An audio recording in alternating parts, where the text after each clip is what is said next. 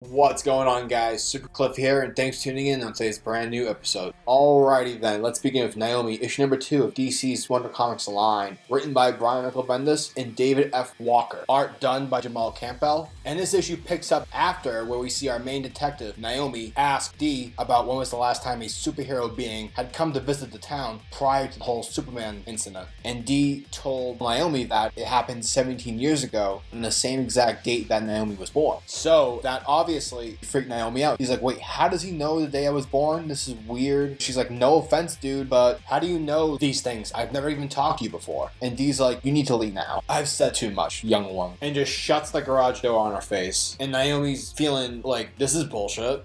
Then before Naomi can catch up with Dee, he's seen in the alley already taken off on his motorcycle. Later on, we catch back to Naomi's house where she's having dinner with her family. And her parents are just kind of gossiping about people around the town. And eventually Naomi's like, so I talked to Dee, the mechanic, today, and they're like, okay, yeah, and so? And then she gets into it, like, saying that, how did he know that I was born on a certain date? And she's just getting really upset because she doesn't really know where she's from, and she thinks that Dee might be her father. And this is where Bendis kicks ass, because he writes this situation very well. It's very relatable in case you are adopted, or you have that sense of, where do I belong? I really like this scene in the comic. It just adds a little bit more character to the whole Naomi situation. Later on, we see Naomi Skyping, I assume, with her friend Annabelle. And Naomi asks Annabelle if she asked her mom if she knew of any possible information regarding Dee. And Annabelle says that all she knew was that Dee used to be a prisoner at a place called Iron Heights. Now, just in case you don't know of Iron Heights, it's basically Flash's Arkham Asylum, or Flash villains. But it's weird because here in the panels, we see Naomi watching videos of Superman fighting Flash's villains in Iron Heights. And to me, that just kind of seems like a Bendis twist, because like, what would a Superman be doing in Iron Heights? You have the Flash for that. Whatever, it's Bendis. He's gonna do what he wants. Bendis is coming. Then we get a quick glimpse of a dream that Naomi's having. Her wearing some sort of battle armor, fighting like these demons in the sky. Now, switch gears and turn back to Naomi in real time as she's waking up, and she really can't get to sleep. So she's like, screw it. She leaves the house. She rides her skateboard down to the town center, manages to sneak her way into Dee's shop. She has her flashlight. She has all her detective teenage supplies,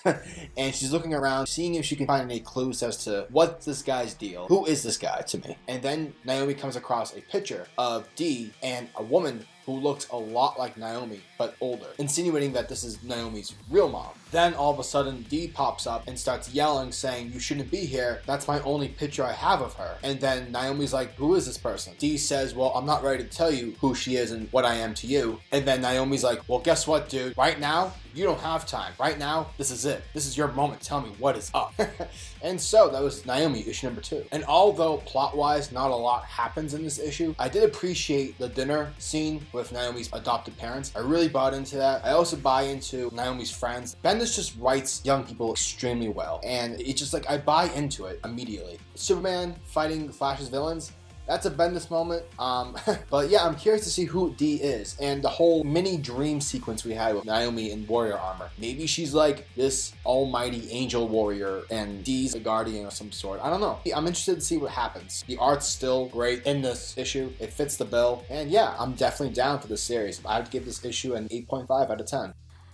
And that wraps up today's video.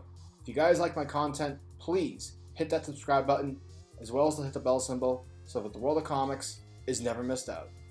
Peace, guys.